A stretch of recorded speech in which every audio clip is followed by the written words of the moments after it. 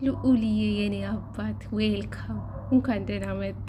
ወዮ እግዚአብሔር ያሳድግክ የኔ ውድ ማለት ነው። እግዚአብሔርን በፈጣሪ ስም እናንተ ከእናት በወድ ነው ሁሉም ነገር ተምሮ ይወጣ። አያችሁ ምን አለ እንደዚህ የሚሳሳ ልጅ አንድ ላይ አብሮ ብታሳድጉ፣ አብረሽ ተብዮ ማለት ነው።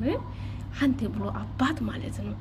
እንግዲህ እንደምታዩት ዛሬ ከአባቱ ጋር ካች ብሎ በቲክቶክ መጥቶልናል። እግዚአብሔር እኔ የጠበቅኩ ሌላ ነገር ነበር። ልዑልን ይዞ አመጣለ። እኔ ወሽመትን ይዞ የመጣ መስሎኝ ነበር። እኔ ገብቼ ልዑል ነው እዩ እንዴት እንደምስቅ እግዚአብሔር ሁሉም ነገር ተምሮን የወጣው እግዚአብሔር ስራ ታምር ነው። የአሁኑ ልጆች እኮ ፈጣን ናቸው። እግዚአብሔር ነው የምላቸው። እና ልዑልዬ የኔ አባት የኔ ፍቅር ፈጣሪ ያሳድግክ። በቃ ልጁ ሚዲያ ላይ ማውጣት ጀመርክ አይደለ? ጭራሽ አብርሽ ግን እየሰራክ ፈጣሪ ይስጥክ። ሌላ ምን ይላለሁ? ይሄ ልጅ ፈጣሪ ያሳድግላችሁ።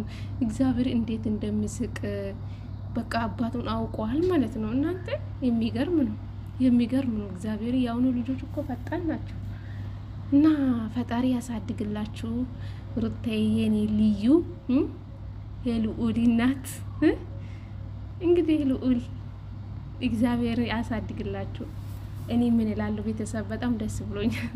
የምሬ ነው ሙላችሁ። ፈጣሪ ያሳድግላችሁ። ሩታዬ የኔ ውድ በልጅነት እንቁ የሆነ ልጅ ወልደሽ ፈጣሪ መስገን ማለት ነው። ቤተሰብ ዋናው የሰው ልጅ ጤና ነው። እና አብርሽ እንግዲህ ዛሬ ይሄ ልጅ አባት ሆኗል አይደለ?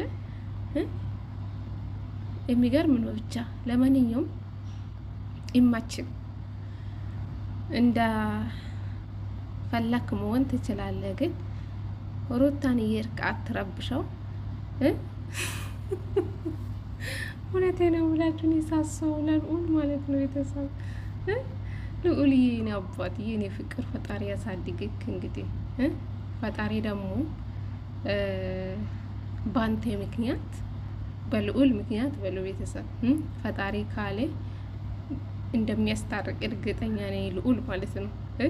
እስኪ ትንሽ ከፍ ይበልና ጠብቆ ብቻ ታሪክ ይሰራል። ለማንኛውም አንዳንድ ሰዎች ብዙ አትጨፍሩ ማለት ነው። ልዑልዬ የኔ ፍቅር የኔ አባት ፈጣሪ ያሳድግክ።